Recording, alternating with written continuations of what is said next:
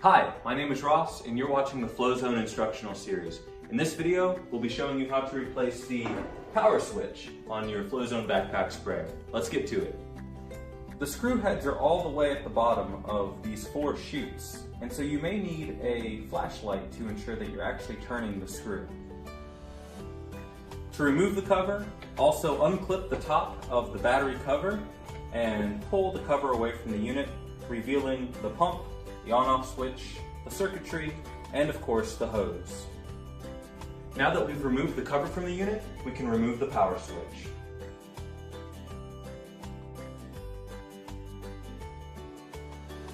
Using a set of needle nose pliers, pinch down on the spring release in the middle of the wire clip and gently pull it off.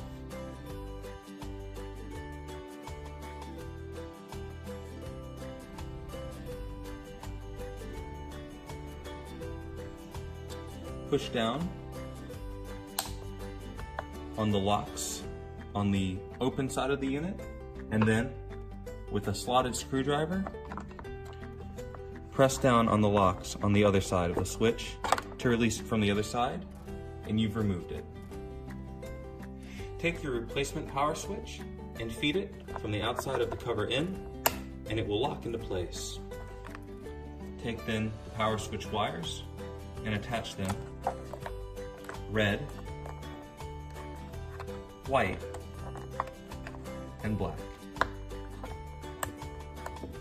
Test the unit for functionality with a battery.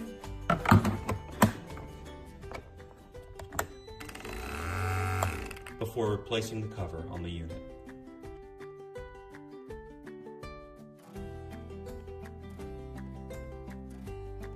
And with that, we've successfully replaced the power switch on the FlowZone backpack sprayer. Thanks for watching.